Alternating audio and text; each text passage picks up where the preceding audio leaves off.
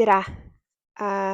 Piinlikult kaua on siin vaikus olnud, aga lõpuks ma olen tagasi ja I m sorry, ma arvan, et viimasest videost on juba tänase seisuga saab kohe paari päeva pärast saab vist 3 nädalat. Aga veebruar oli nagu lühike, aga möödus nagu nii paljude tegevustel, ehk siis Tanil oli palju tööd, meil oli palju pulmadega seotud planeerimist, palju käimisi, toimetamist, noh nagu ikka, nagu meil kõigil, selles mõttes mitte midagi uut. Siis oli kuidagi pime ja masendav, õues oli justkui läheb ilm valgeks, samas on selline sombune, päikest oli, aga veebruari lõpupoole ja ma ei teagi, me polnud otseselt haiged, aga meil oli kuidagi kordamööda niimoodi, et kas natuke kurk kraapis või nohu hakkas tulema. Lihtsalt kuidagi viimane asi oli see, et ma võtaks nüüd kaamera ja hakkaks midagi toredat vlogima, sest et kõike muid oli nii palju lihtsalt. Juukseid tuleb ka veel peast ära, super. Aga kevad tuleb, täiesti uus hingamine, uued tegemised, toimetused, igatahes, mis me täna vlogis teeme. Byron saab 2 kuu pärast, 2 päeva pärast 9-kuuseks, ehk siis meil on siin majas suur mees ja noh, suur mees võtab meil siin aega nagu metsikult, ehk siis ta ei ole enam see, et ma panen ta ühte kohta ja võtan sealt kohast. Ta ei liigu ainult meeter siia, meeter sinna, ta liigub ühest kodu otsast teise ja kui ma ei turvaks, ta oleks juba teisel korrusel mööda treppi ronides. Pikk sissejuhatus, see selleks, saab 9-kuuseks ja ma olen iga minisünna talle tegelikult tellinud Kafukeegist koogi, noh sellise väikse bento koogi, mis on siis mõeldud 2 inimesele. Noh, kui see ei ole super nagu magusarmasta, siis sa võid sellega 4 jagada ja saad 4 inimest, mis on väga okei. Ja nüüd mu sõbranna tellis need bento koogi tegemised, sest et siiamaani maksis see kook 25 €, mis on veel nagu okei. Teeme 1 aasta siis niimoodi, et iga minisünna on üks väike kook. Aga need koogi hinnad on vist juba 30+ € või? Ja mõtlesin, et okei, kui mu sõbrannal on kõik need koogi tegemise asjad olemas ja ta on ise selle 1 korra läbi teinud, siis kui raske see saab olla, teeme ka, proovime, kuidas välja tuleb. Vaatasin retseptile peale, mitte midagi keerulist, mitte väga palju asju pole vaja ka, noh, selles mõttes on, aga need on siuksed asjad, mis üldjuhul on inimesel kodus olemas, noh, ma ei tea, muna, jahu, sool, ma ei tea, noh, kakaopulber, ma ei tea, noh, mul on need enamused kodus olemas, miks mitte proovida. Ja ma mõtlesin, et räägime siis siia vahepeale. Ma räägin oma sünnituskogemusest. Ärge nüüd kõik seda, ärge nüüd palun ära ehmatage. Siit tuleb üks ilus, armas sünnituskogemus. Noh, väike spoiler ka, mul oli keiser, ma pole sellest mingisugust saladust teinud, võib-olla paljud teavad. Aga ma räägin natuke sellest ka ja sellest ei tule see sünnituslugu, et hakkasid tuhud, läksin haiglasse, sünnitasin 8 tundi või noh, okei, siis oli keiser, siis me olime haiglas ja siis me tulime koju ja niimoodi käibki see kõik. Ei, ma räägin ikkagi väga detailselt, sest et see mälestus minus elab nagu väga eredalt, olgugi, et see oli 9 kuud tagasi, on ju, võib-olla mingid väiksed detailid hakkavad ununema, aga noh, see selleks. Ütleks, et see on pigem siuke põnev ja huvitav, kui see, et oleks nagu siuke, ma ei taha kunagi sünnitada. Ja siis ma lasin teil küsida mingisuguseid küsimusi, ma võtan need ka pärast ette, et mis te olete mulle sinna kirjutanud ja ma vastan siis nendele ka. Teeme selle bento koogi, selle biskviidi valmis, paneme selle ahju ja siis juba hakkame edasi lobisema. Nii, ma võtsin Aspiree blogist selle bento koogi retsepti lahti ja seal on kõik õpetus, nipid, trikid, koostisosad, kõik nimetatud. Aga ma loen siin ette ka igaks juhuks, noh, et mida ma siis üldse, millest ma üldse alustan. Ja biskviidi tegemiseks läheb vaja 1 suurt muna, 50 grammi suhkrut, 40 grammi jahu, 10 grammi kakaopulbrit, pool teelusikatäit küpsetuspulbrit mul on olemas siin, siis näputäis soola, 40 milli piima ja 30 milli õli. Ma saan aru, et alguses suhkur munaga heledaks ja siis vahustad heledaks vahuks ja siis vaatame, mis siit edasi tuleb. Ma sain just aru, et mõte oli selles, et mul on vaja mingit vormi, kuhu see biskviiditainas valada, kust ma saaks hiljem lõigata 3 sellist väikest ringikest välja, sest see on see bento koogi suurus, mis see 10 sentimeetrit on. Ja siis ma mõtlesin, et ma teen taigna siia peale. ma ei tea, kas seda tuleb piisavalt või mitte, eks me siis näe. ja et siit ma suudan 3 rõngast hiljem välja lõigata, aga ma vooderdan selle veel siit omakorda võiga ja loodan, et see tuleb siis lahti.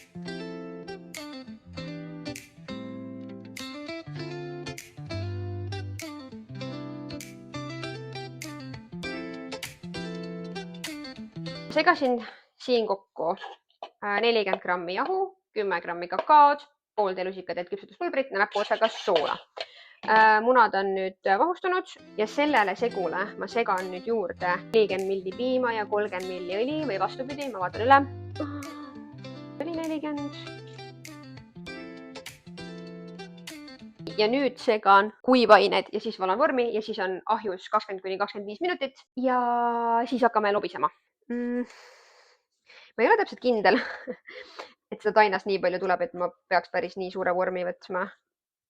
Ma ei tea isegi, kas ma terve selle vormi põhja ära katan selle taignaga, aga ta peaks ju kerkima ka päris hästi.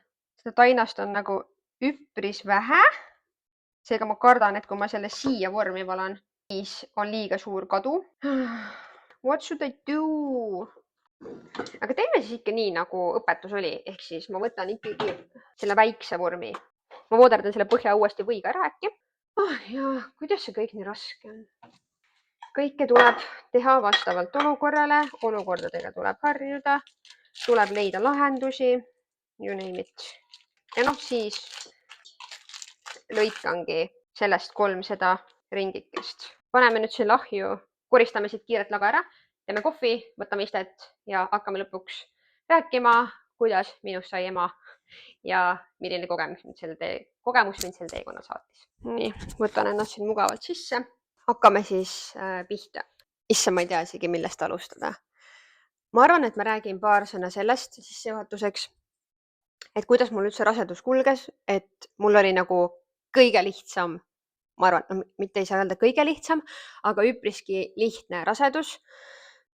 Mul ei olnud raseduse ajal mingisuguseid kõrgeid riske, mul ei olnud kõrgvererõhu tõbe. Mul ei olnud mingisuguseid muid kehalisi, ma ei teagi, kuidas seda öelda, mingisuguseid muid selliseid riske, mis oleks, või noh, mingisugused sellised kõrvalmõjusid, mis oleksid muutnud minu sünnituse kuidagi, et minu sünnituseks kuidagi olnud kõrgema riskiga või ohtlikum keskmisest tavalisest sünnitusest, et kõik viitas nagu sellele, et mul tuleb nagu ilus sünnitus, mul ei olnud mingisuguseid asju, mida ma peaks eraldi või mida arstid peaksid eraldi sünnitusel käsitlema, ehk siis kõik viitas just sellele, et lihtsalt kui hakkavad tuhud, lähed haiglasse, sünnitad, jah, sünnitus võib olla nagu kerge, lihtne, raske, mis iganes, aga justkui ei olnud ette näha midagi sellist, mis lõpeks näiteks keisriga. Või et mul polnud ka plaaniline keiser, ma ütlen selle ära, et hästi palju küsimusi oli, et miks mul keiser oli. Mul ei olnud plaaniline keiser, aga miks mul keiser oli, selleni me jõuame. Kes ei ole selle teemaga väga kodune, mis on okei, siis rasedus kestab tavaliselt, rasedus kestab 40 nädalat. 40 nädalat loetakse siis täiskantud rasedus ja kõik, mis 40 nädalast üle on siis ülekantud rasedus. Ja ümberringi minul oli alguses 30 mai tähtaeg.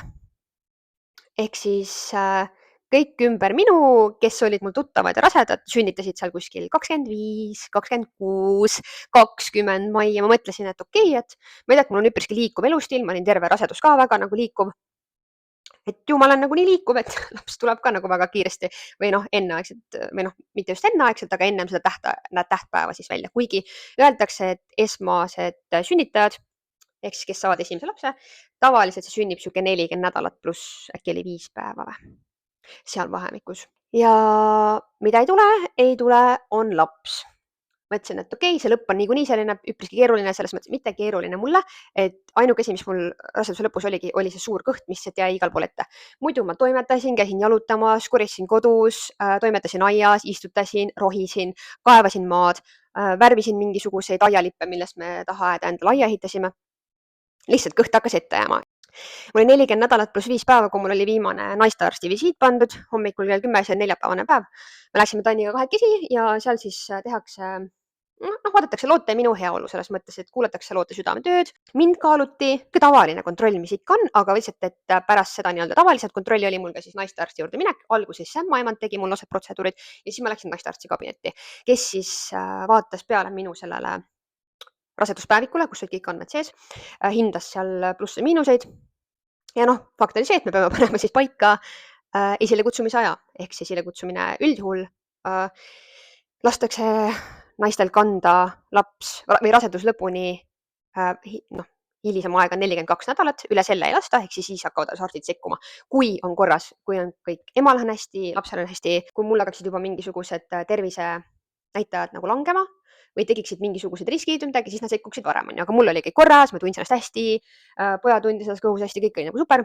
Naistearst katsub siis avatust, ehk siis ema ka avatust. Ja mul oli see kas 1 sentimeeter või 1,5, ma ei mäletagi mida. Ja tavaliselt öeldakse, et kui sul lõpus katsutakse avatust, siis see võib hakata sünnitust esile kutsuma, sest et see ikkagi ärritab seda piirkonda sealt alt. Ja nii läks mul ka. Kell 10 me käisime arsti juures ära, tulime koju, käisime jalutamas ja ma arvan kuskil kella 4 alates õhtul tunnen, et hakkavad kõhus ja alaseljas sellised päevade moodi valud. Mõtlesin alguses, et okei, et ma olen seda pikali, et äkki lähevad üle. Ei, käivad 8, 10, 12 minuti, 20 minuti tagant. Alguses leebemad ja pärast olid niimoodi, et ma ikkagi, elasin neid niimoodi üle, et mul olid silmad kinni, ma ei hinganud. Ma olin kuidagi nii krampis. Ma ei tea, tegelikult öeldakse, et peab hingama, hingad valud endast läbi, mis iganes. Aga ma ei tea, ma lihtsalt üritasin kuidagi üle elada. Ma olin kogu aeg ühenduses oma tädiga ka, kes on sel meditsiinilisel alal nagu kõige kursis, oskas mind aidata, soovitada mulle mingisuguseid asju.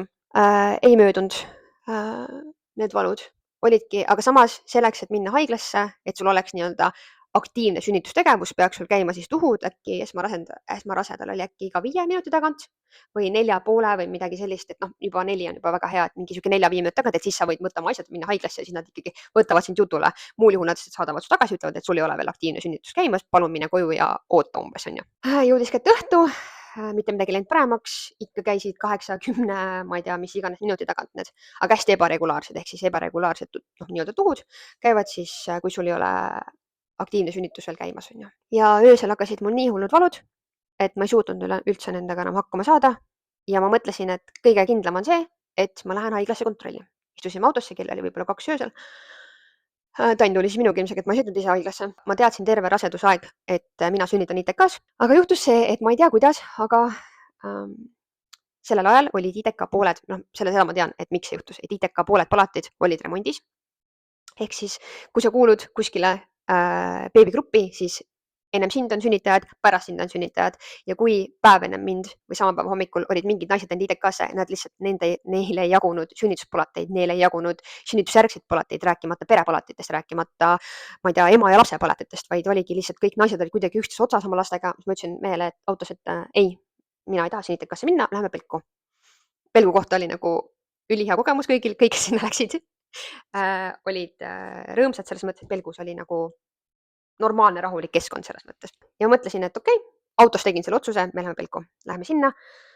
Ei olnud mingit suurt järjekorda, saime kohe löögile, siis see õde katsub seal jälle avatust, teeb esmase selle vaatuse, on ju, ütleb, et ei, et siit veel midagi umbes ei tule. Ma isegi ei mäleta, palju seda avatust oli, kas oli äkki 2 sentimeetrit või midagi sellist, ütles, et teate, minge koju ja puhake.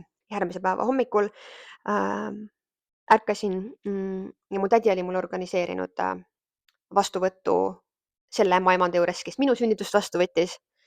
Võib-olla ka kell 10 või kell 11 läksime ja põhimõtteliselt ta vaatas, kõik on ilus, laps on õiges asendis, ehk siis pea allapoole. Minul on hästi, lapsel on hästi, kõik on hästi. Rääkisime veel rahulikult lihtsalt läbi selle, et võib-olla see võtabki lihtsalt kauem aega. See, et see aktiivne faas hakkaks pihta, võtan kohvilonksuga. Ja siis ma terve päev valutasin ja valutasin ja kätte oli jõudnud reede õhtul, reede oli käes ja ma mõtlesin, et okei, ma ei lähe haiglasse praegu, sest nad saadavad mind jälle tagasi, mul ei ole mingit aktiivset faasi ja ma jälle valutasin ja valutasin terve öö. Need paar päeva seal lõpus olidki sellised, et ma lihtsalt terve öö olin nagu, vaatan korra, meil on 7 minutit aega, oi, ma kiiremini rääkima. Igatahes ma olin veel järgmine öö kodus, ehk siis reede vastu laupäeva ja laupäeval läinud nii palju paremaks, Ehk siis mu tädi ütles mulle õhtul, et kuule, mine siis, mine haiglasse. Ja ma veel istusime autosse, tegelikult rääkisime kella 5 õhtul kuskil laupäeval. Siis ma ütlesin, et okei, lähme. Ma veel läksin pead pesema, pakkisin asju rahulikult. Samal ajal muidugi need valud käisid ja käisid. Öösel oli kõige hullem, päeval ei olnud muidugi nii hull. Üle elatav, on ju. Ja pakkisime siis kokku, andsime veel koerale süüa, kassile süüa, mõtlesime, et noh, et ei tea ka, et kaua me siis jääme või kas hakkab pihta või ei hakka. Ja istusime autosse ja ma ütlesin Tanile veel, et miks me üldse läksime haiglasse, oli see, et isegi kui mul ei olnud see aktiivne faas veel alanud, siis nad küsisid, et kui ma tahan, ma võin minna haiglasse, nad võtavad mu sünnituseelsesse palatisse sisse ja teevad mulle medikamentoosse puhkuse. See tähendab seda, et nad manustavad mulle nii kangeid valuvaigisteid, et ma saan puhata välja selleks, et kui mul hakkab aktiivne sünnitus pihta, siis ma olen selleks nii-öelda valmis ja ma ei ole nii-öelda selleks hetkeks nagu super väsinud, sest muidu ei ole minust seal mingit kasu, on ju. Mõtlesin, et okei, lähme teeme siis selle, on ju. Ja sünnituseelsesse palatisse mehi ei lasta, vaid ainult mina ja Tann oleks pidanud ilmselt ära viima ja tulema siis koju tagasi. Ja ma ütlesin, et noh, sul pole mõtet oma asju kaasa võtta, et noh, sa tuled niikuinii koju tagasi, aga ta oli mingi, et noh, ma igaks tõstan autosse. Sõidame Velku, me jõudsime kuskil 19:30 laupäeva õhtul, see on siis 7. juuni. Ja sama õde jälle seal valvetoas teeb mulle ülevaatust, katsub mu avatust, ühel hetkel täiega ehmatab. Ütlesin, mis juhtus? Ta ütleb, et mingi asi lükkab mu näppe. Ma olin mingi, et lükkab näppe. Mis siin toimub? Kamandas mind püsti sealt puki pealt, läksin teise tuppa, arst tuli, teevad ultraheli. Arst ütleb, et su lapsel on jalad allpool ja ta lihtsalt jalgadega siis lõi seda valvetoa õe näppe, on ju. Ütlesin, okei, mis see tähendab?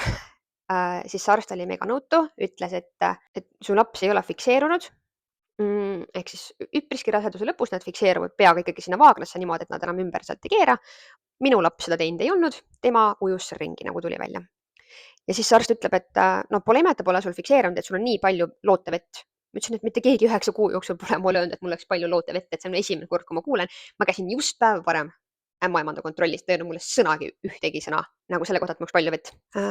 Ma küsin, et mis nüüd siis saab, on ju, et mul on palju vett, mu laps ei ole fikseerunud sinna vaagnasse ja miks mul aktiivne sünnitus pihta ei hakanud, oligi see, et kuna laps ei olnud peaga sinna vaagnasse fikseerunud, siis ta ei vajutanud enda jõuga seda emakat nii-öelda lahti, vaid ta lihtsalt, noh, emakas sellepärast ei hakanudki avanema, et tal ei olnud seda nii-öelda survet seal taga, ehk siis laps ei hakanud oma peaga sealt välja pressima. Ja põhimõtteliselt arst oli väga nõutu, ütles, et või noh, mures, leebetades mures, et kui sul nüüd looteveed ära tulevad ja laps on jalgupidi all, on seis väga paha, see tähendab seda, et see on automaatne keiser, laps ei saa sündida jalad allpool.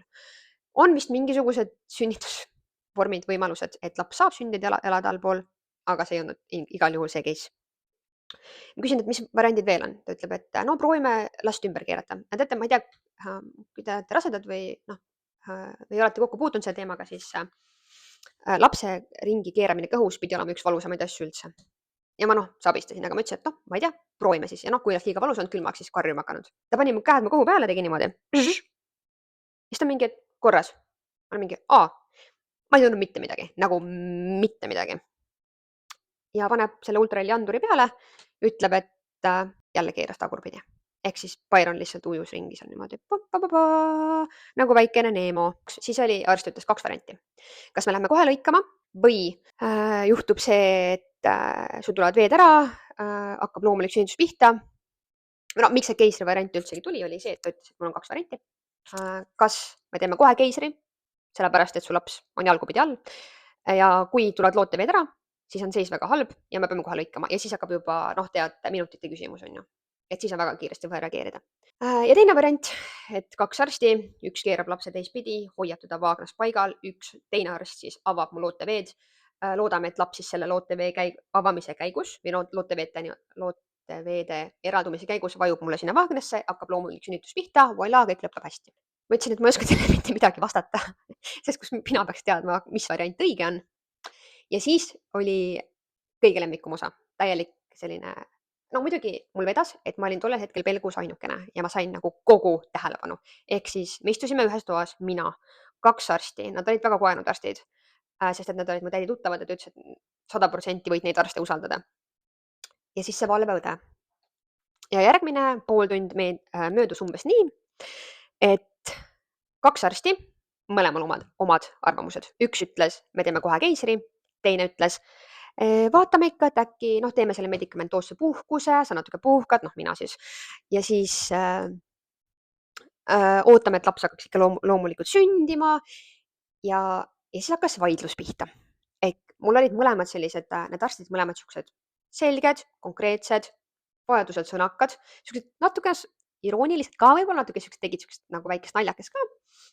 Ja siis oli niimoodi, üks arst ütleb, ei, me peame kohe tegema keisri, sellepärast et ma panen vahepeal ahju kinni. See kook on veel liiga toores selleks, et ta välja võtta, nii et me saame aru, kuidas edasi lobiseda. Kuhu ma jäin? Hakkas pihta see asi, et selline väga huvitav näidend, ma ei tahaks öelda näidend, aga selline väga huvitav arutelu, väga selline tuline, ma ütleks. Üks arst ütleb, ei, me peame tegema keisri, sellepärast et kui praegu looteveed ära tulevad ja lapsel on jalad all, siis meil hakkab hull jooksmine pihta ja siis on juba kiire. Ja siis teine arst ütleb, et aga mis siis sellest saab, see pole sul esimene kord, kui sa peaksid jooksma. Siis jookseme. Mina ikkagi soovitan seda, ta räägib, et mina ikkagi soovitan, et teeme selle puhkuse ja proovime ikka loomulikult ja niimoodi nad seal vaidlevad, et üks ütleb, et peaks kindlasti keisri tegema ja siis teine ütleb, et ei, puhkame ja et äkki ikkagi loomulikult tuleb. Okei, arstid vaidlevad, mina istun seal lihtsalt niimoodi. Okei, me vist teeme keisri. Okei, me vist ei tee keisrit, me vist ootame loomuliku sünnituse ära. Võib-olla ikkagi keiser. Aga sealsamas kõrval on see valvetoa õde. Ma ei tea, miks ta polnud oma valvetoas. Pole õrna aimu ka. Aga ta oli nagu kinos. Ta oli nagu, ma saan aru, et kui sa seal töötad, siis võib nagu suhteliselt üksluiseks minna ühel hetkel. Tal oli nii, ta oli kuidagi nii rõõmus, mitte selle situatsiooni üle, vaid selle üle, et nii huvitav. Ta ütles, et mitte kunagi ei ole arstid olnud erinevat meelt, ma näen esimest korda seda, issand jumal, kui huvitav, mis nüüd saab. Selles mõttes oli olukord ju veel kõik hästi. Minul oli hästi, lapsel oli hästi, mitte midagi ei põlenud, mitte midagi ei olnud halvasti. Kõik oli nagu veel hästi, et selles mõttes kõik see olukord oligi võib-olla selline hästi sihuke sõbralikult põnev, huvitav nagu, et mis nüüd saab, kas me teeme keisri, kas me teeme loomuliku sünnituse, kas me ootame, kas me ei oota. Ja nagu ma lihtsalt mäletan, kui rõõmus see valvetoa õde oli, ta oli lihtsalt mingi, issand, kui huvitav, issand jumal, kui huvitav. Okei, me olime pool tundi arutanud seal, et mis siis saab ja siis nad ütlesid lõpuks, et okei, mine välja, aruta mehega, mis te ise tunnete. Ma läksin välja, rääkisin Tannile kogu loo ära. Tann ütles, et kus mina pean teadma, et mida peaks tegema. Ma helistasin tädile ja tädi ütles kohe esimese asjana, et teeme keisri, kui mina olen nõus sellega. Ja põhjus väga selge, et kui mu laps ei ole vaagnasse fikseerunud peaga juba põhimõtteliselt 41. nädalaks, siis peab midagi olema, miks ta ei ole sinna fikseerunud. Ja teine asi, kui ta seal ringi ujub, siis ta võib endale nabanööri ümber kaela tõmmata ja see lõpeb ühel hetkel väga halvasti. Otsustasime siis, et me teeme keisri. Ma läksin, ütlesin sellele valvetoele, et me teeme keisri. Otsustasime, et me teeme keisri. Nad küsisid kohe, et millal ma viimati sõin, sest et keisrit saab teha äkki siis, kui on kas 4 tundi minimaalselt möödas viimasest toidukorrast. Ja äkki ma ütlesin, et ma sõin kell 6, ehk siis keisriaeg pandi kella 10 samal õhtul. Kell 9 viidi meid siis kõigi meie asjadega sünnitusosakonda. Me olime palatis kas 6 või 7, ma ei mäletagi. Ma täitsin seal mingeid pabereid, panin selle haigla keebi endale selga. Selles mõttes, kas ma muretsesin või kas ma olin hirmul selle keisri ees, ei. Sellepärast, et ma ei jõudnud veel selle muretsemisega pihta hakata. Lihtsalt kui 2 sammu tagasi tulla, siis ma küsisin kohe, et kui keisri teha, kas saab üldnarkoosiga teha, sest et mõte sellest, et mul lõigatakse kõht lahti samal ajal, kui ma üleval olen, ei tundunud nagu kõige toredam asi. Ja siis ta ütles, et ei, et seljasüstiga ikka, et kui üldnarkoos teha, siis laps saab ka seda narkoosi. Siis ma ütlesin, et okei, tundub, et lapsele ma ei taha narkoosi, on ju. Et ta seda, isegi kui see mõju on võib-olla väga väike, siis milleks. Ja siis ma ütlesin, et okei, siis on seljasüstiga keiser. Ma ei ole esimene ega viimane naine, kes on seljasüstiga keisri üle elanud, nii et küll ma saan ka hakkama, mis seal ikka on. Igastahes olime seal sünnituspalatis, sünnitustoas ja natuke ennem 10 tuli see arst, mulle pandi kateeter pandi, kanüül pandi, tuli see arst ratastooliga, pani mind sinna peale istuma, Tann võttis kõik meie asjad, me läksime ülesse korrusele. Tann saadeti siis sinna opi järgsesse tuppa kõigi meie asjadega, mulle pandi valged sokid jalga ja valge see haiglamüts, mis hoiab mu juukseid koos. Ja ma nägin juba kaugelt sealt või natukene paar kabinetti edasi, seal läks pikk koridor ja siis oli see opi toa uks oli lahti, sealt tuli nagu valgus. Õht tuli ka, pime oli õues selles mõttes, et kogu koridor oli pime, mõned tuled põlesid, on ju. Tuleb välja see anestesioloog, ma arvan 1,55 pluss aastat vana meesterahvas, tõmbab endale neid opikindaid kätte. Noh, natuke hakkas hirmus selles mõttes natukene.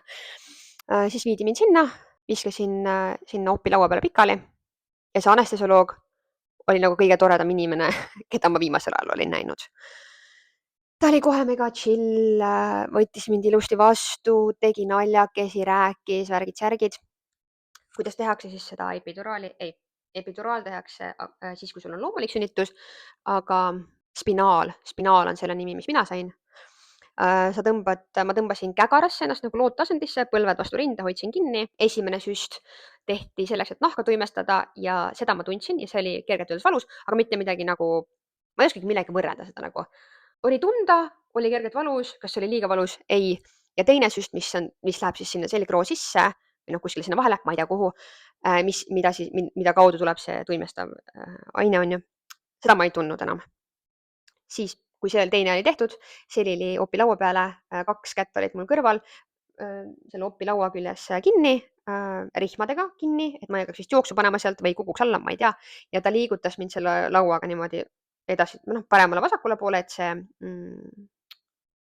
kuidas see nimetatakse, see uinutav aine või see tuimestusaine kehas siis edasi-tagasi, noh, valguks ühtlaselt. Hästi palju rahvast oli opitoas, see 2 arsti, keisrit tehakse alati 2 arstiga, siis see anestesioloog ja siis veel äkki 3 või 4 õde, kes siis kõik tegelesid mingite asjadega. Tulevad siis 2 arsti. Mind lõikas see arst, kes ütles, et võiks loomulikult sünnitada. Temaga me seal rääkisime juttu veel pärast ja ma lubasin talle ka seal opi kaigus, et järgmist last ma tulen sünnitan loomulikult ja tüdruku. Igatahes alguses ta natukene näpistab mu kõhtuselt alt, küsib, kas ma tunnen, ma ütlen, et ma ei tunne ja siis nad lõikasid ja noh, kõik teavad, et ei lõigata ju pikkupidi kõik lahti, vaid tehakse väike sisselõige ja ülejäänud nahk rebitakse katki. Kas ma tundsin midagi?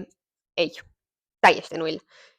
See anestesioloog, see oli mingi mega rõõmus mees, ta tegi mulle seal nalja, küsis, mis tähtkujust ma olen ja ma saan aru, et see ongi tema töö, sellepärast et mu väike tegelane ärkas üles, seega ma poole silmaga hoian nüüd all silma peal ja räägin edasi sellest keisri kogemusest. Igatahes, kuidas see keiser välja nägi, see oli nagu ilus tore kogemus, ma ütleks teile. Esiteks, mega chillid arstid selles mõttes, et nad tegid kogu aeg seal mingisuguseid naljakesi, ajasid mingit toredat juttu. No ilmselgelt see kõik on selleks, et ma saaksin oma nii-öelda, et mu tähelepanu oleks muudel asjadel kui sellel, et keegi lihtsalt rebib mu kõhtu hetkel katki, on ju. Päris palju vett oli välja tulnud küll, nagu öeldi. Nagu mul see arst ütles, mul on palju loota vett, vastas tõele. Nabanöör oli pigem pikk, circa meeter, et kujuta ette, kui Byron seal ringiradast ujub ja tal see nabanöör oleks ümber kaela läinud, siis oleks võinud tal umbes 5 ringi ümber kaela minna. Kas ma tundsin midagi, kas mul oli valus? Valus polnud mul mitte kordagi ja mulle tundub, et mina olen isegi vist väikse valulävega või kuidas seda öelda. Ainuke asi, mis sa tunned, on see, et noh, kui kuskil avaldatakse survet, et noh, umbes kui keegi võtab mu, ma ei tea, käest kinni ja teeb niimoodi, siis see ei ole minu jaoks valus, vaid ma lihtsalt tunnen, et midagi liigub. Täpselt sama oli seal ka, ehk siis see, kui nad lapse välja võtsid või see, kui nad vajutasid mu kõhu peale, et seda lootevett sealt välja saada, siis ma lihtsalt tundsin mingit survet, aga null valu. Laps võeti välja, 22.00 hakkasid opiga pihta ja võib-olla oli siis see anesteesia oli 22.00, igatahes suht kiirelt käis, 22.21 loetakse Byroni siis nii-öelda sünnihetkeks, on ju, kui ta kõhust välja võeti. Esimene asi oli see, et näidati teda mulle, sihuke väike punane mehike, noh, selles mõttes, et nahk oli nagu punakas kergelt või noh, sihuke roosakas, ma ütleks pigem. Siis ma sain talle musi teha ja siis ta viidi juba sinna opijärgsesse tuppa, kus Tann ootas ja siis läks väga toredaks asi. Igastahes see anestesioloog, see tõmbas kohe minu ruumist jehkat, jooksis koos selle lapsega sinna, noh, laps viidi muidugi see arst, üks viis selle lapse sinna, aga tema jooksis kohe järgi sinna. Oli läinud, noh, mina seal kohapeal polnud, mina saan rääkida ainult sellest, mis mulle pärast räägiti. Aga Tann siis sai selle lapse oma selle nahk-naha kontaktiks ja rinna peale ja see anestesioloog oli läinud kohe sinna mingi nii, telefon siia, hakkas kohe pilte klõpsima, klõpsib seal iga nurga alt, siit-sealt, jooksis sinna opituppa, noh, ma tõmblasid mind pärast seal kinni circa 30-40 minutit, see oli nagu pikem protsess, ikka veel polnud mitte midagi tunda, polnud valus. Mul oli juba sihuke nagu rahutunne sees, et okei, mind tõmmeldakse kinni, kõik läks justkui hästi, mingisuguseid suuri kõrvalmõjusid polnud, mitte midagi polnud, verd ma kaotsin ka vähe, circa 400 milli, mis tegelikult loetakse vähe vist, ma sain niimoodi aru, et väga okei verekaotus oli ja lapsega on kõik korras, hingab, juba kergelt nutis, on ju. Siis anestesioloog jooksis Taini telefoniga minu juurde, näitab mulle seda pilti, no ma olen seal pikali, on ju, näitab mulle telefonis pilti, mingi näe, vaata kui nunnu, mingi scrollib neid. Siis ta mingi, et nii, kuidas ma saan selle telefoniga see pilti teha, on ju. Siis ma panin talle kaamera peale, tegin minust pildi, noh, see pilt nägi välja niimoodi mu pea suurune, kus ma olin selle haiglamütsiga, näost kuidagi täiesti punane, silmad poolmärjad ja siis naeratan niimoodi. Ja siis ta tegi minust pildi, siis vaatab seda pilti mingi. Sa oled nagu modell ju.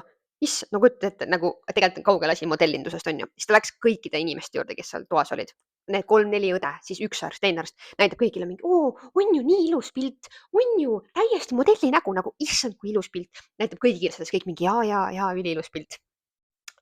Aga pärast, õmbasin mind kinni seal, siis mind viidi ja siis läks pärast veel huvitavaks aruteluks seal, et mingi keegi räägib, et umbes Mallel oli viimane tööpäev ja ta tõi mingi õuna rabarberi kooke, et mulle tegelikult need rabarberiga koogid üldse ei meeldi, noh, see arst räägib, kes samal ajal mind kinni õmbleb, et aga see oli nagu väga hea, et peaks ikka küsima, et kust seda retsepti saab ja siis anestesioloog jälle vastu, et mingi ma ise eelistan ka vist ainult puhast õunaga, et sihuke õuna rabarberi koos nagu see ei ole päris nagu minu teema. Et sihuke väga huvitav arutelu oli ja siis see aeg läks nagu mega kiiresti. Pärast sõudeti mind sinna OP-järgse tuppa, siis Tainn tuli juba lapsega, laps rinnale, ühele poole, teisele poole. Me olime ainukesed seal OP-järgses toas. Meil oli seal eraldi ämmaemand. Keegi lükkab oma mänguasju mulle siia. Oota, Karis, ära sinna küll roni palun. No okei, roni siis. Mõtlen, kas ma tahtsin midagi veel öelda. Kell 11 ma sain sinna OP-järgsesse tuppa, kell 1 saime oma palatisse. Mul hakkasid suht kiirelt valuvaigistid ka. Oih, kallis, ära seda puudu. Kili! Mul hakkasid suht kiirelt valuvaigistid mõjuga üle minema, ehk siis nad andsid mulle lisavaluvaigistid seal kohe juurde. Pärast keisrit on see, et nad hakkavad su kõhu peale vajutama, et verd välja tuleks, sest et noh, kui sa oled emakas, hakkab ju paranema ja selle käigus eritub seda verd ikkagist, on ju. Pluss veel kõik, mis iganes see OP-järgne veri sinna jääb, siis see veri ei tohi sinna seisma jääda, vaid see tuleb välja saada ja kuna ma püsti ei saanud tõusta, et see veri ise välja valguks nii-öelda, siis nad vajutasid mu kõhu peal seda verd välja, mis oli nagu sihuke mitte, et ma ei näinud seda ette, aga noh, tuleb teha. Kell 1 saime perepalati. Ehk siis Tainn sai jääda koos meiega sinna. Tainn magas esimese öö koos Byroniga, sest mina olin täiesti eraldi selles OP voodis, seal tavavoodi otsas. Hommikul käsutati kohe püsti, kateeter välja, pidin hakkama oma nii-öelda jalgade peal käima siis seal vetsus, vannitoas, kus iganes. Ja kokkuvõttes mul läks keisrist taastumine päris pikalt ja raskelt. Me olime 4 päeva haiglas, sellepärast et ma polnud nõus varem püsti tõusma. Aga sellest keisri taastumisest ja sellest saame rääkida veel hiljem. Kokkuvõttes ma sain Belgus väga hea kogemuse. Nii palju hoolivaid, sõbralikke, kompetentseid arste, õdesid, mida kõike veel. Personal oli super. Me jäime väga rahule, me saime perepalati, ma ei pidanud lapsega sinna üksinda jääma ja mul oleks olnud väga raske ka, sest ma ei saanud tõesti ennast alguses isegi kumb külje peale liigutada, rääkimata püsti tõusmisest või lapsega tegelemisest. Pärast ma saan natukene muljetada, aga praegu ma võtsin koogi juba selle biskviidi ma võtsin välja, ma kohe näitan seda ka. Ja nüüd ma mõtlen, ma peaks tegema maasikatäidise ja ma teen selle toorjuustokreemiga valmis, millega ma siis seda ehitama hakkan. Et teeks selle osa täna ära ja siis kaunistaks kooki homme ja siis homme juba jätkame.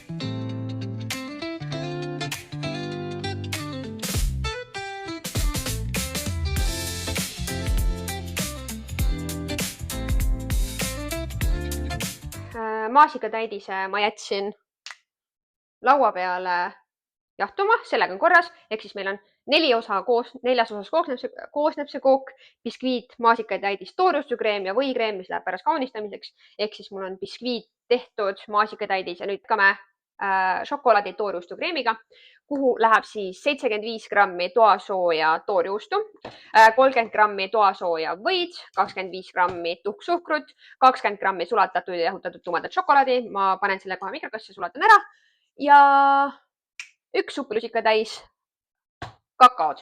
Nii et hakkame pihta. Vahustav või ja tuhksuhkur heledaks, lisame toorjuustu, segame madalal kiirusel ja siis šokolaad ja kakao ja peaasi, et üle ei vahusta.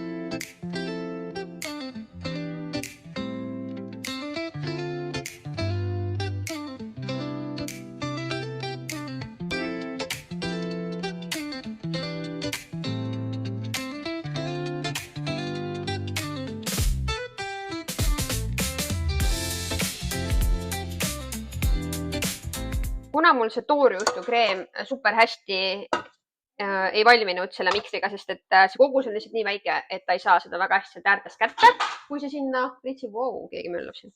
Seega ma lihtsalt tegin ise spaatliga seda, segasin siin lõppu ära. Ma ei tea, tundub nagu täitsa kreemi moodi. Väga palju teda siin. Jah, Paira, neid tähed trummi taha paksad. Väga palju seda kreemi siin ei ole ausalt öeldes, aga ma arvan, et sellest piisab. Ma olen siin kuidagi diagonaalis lugenud seda, nii et ma kohe ei pannud tähele seda. Aga ma panen maasikatäidise ja toorjustokreemi külma, las ta natukene seisab. Nii kaua lõikan biskviidi ära ja siis saab hakata kokku panema.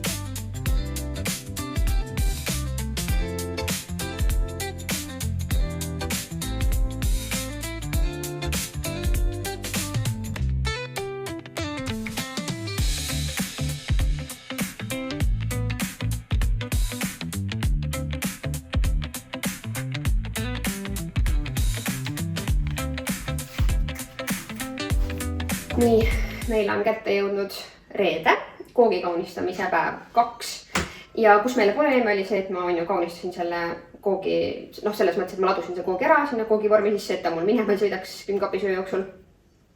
Nii et see nüüd seisab seal külmkapis, ta on terve öö seisnud, ma pole ta vahepeal välja võtnud ja on vaja teha võikreem ehk siis see 4 sammust ja viimane, millega siis kõik ääred ära katta ja siis pärast midagi toredat ma üritan sinna sulatatud tumeda šokolaadiga peale teha. Võikreemi osas mul on siin asjad juba valmis pandud. Või võtsin hommikul juba sulama, sest see pidi olema toatemperatuurile. Ta natukene seisnud nüüd. Siis siin ma mõtlesin, et ma ei tea ühtegi asja vesi vanil, aga seal oli kirjas tee vesi vanil. Mõtlesin, okei, ma ei hakka siis katsetama. Siia panin poti vett põhja kaus peale. Siia läheb nüüd 1 muna valge ja äkki oli 30 grammi suhkrut. Ja kui see suhkur on ära sulanud, siis vahustan peseeks, vahepeal tuli veel mingis stepis sisse panna vanilisuhkrut, näpuotsaga soola ja siis mingi hetk ka võid, kui see pesee oli valmis. Ma panen täpselt selle kõik need koostisosad ka siia ekraani peale ja vaatame.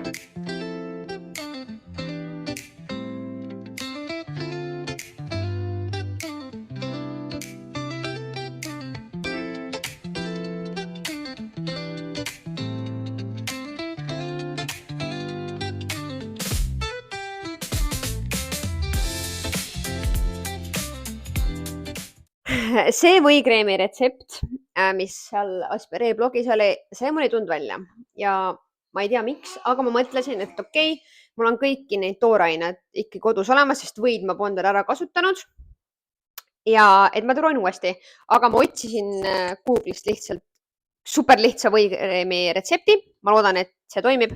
Ehk siis ma panin selle 90 grammi võid siia natukene mikserdasin 2-3 minutit. Nüüd ma panen siia juurde mitte tavalist suhkrut, vaid tuhksuhkrut, mida mul kodus niikuinii ka oli. Ja ma võtsin selle vahekorra niimoodi, et kui Aspiree retseptis oli 90 grammi seda võid, siis ma vaatasin selle vahekorra, mis seal retseptis oli. Byron! Ma pean väikeste inimest ka lõbustama vahepeal rõngaga maas. Igastahes ma võtsin selle vahekorra, mis seal retseptis oli. Ja sain, et 90 grammi või puhul ma peaks panema tuhksuhkrut 114 grammi. Panen selle nüüd sisse, mikserdan, panen natukene vanillit ka hulka ja peaks valmis olema super lihtne. Vaata, mis saab.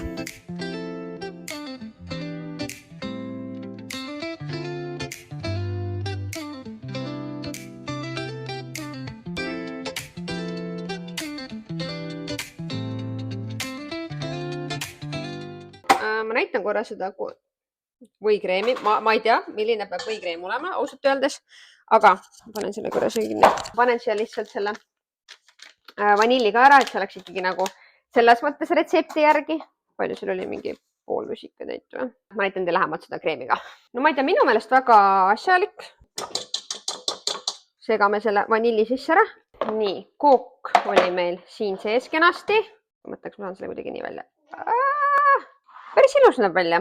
Nii, ja hakkame siis selle segaduse taustal seda kaunistama.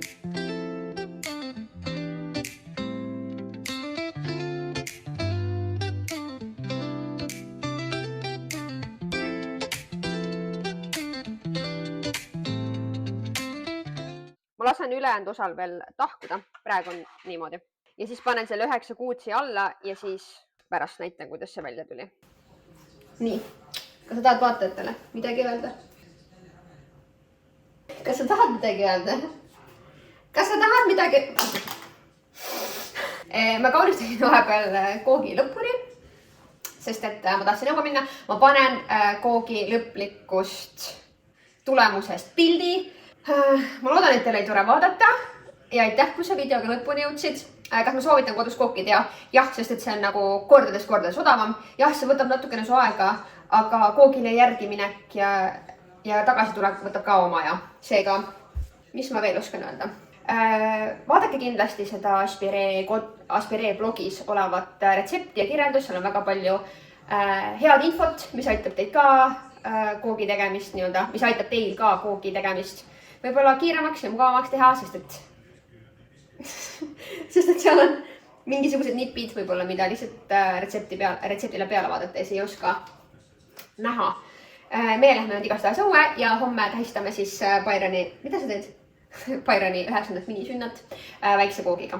Ilmselt pilte näete ka minu sotsiaalmeedias. Ka mis muud? Kui järgmise vlogini. Tšau! Lehvita, Byron. Lehvita! Tšau, tšau kõigile! Tšau!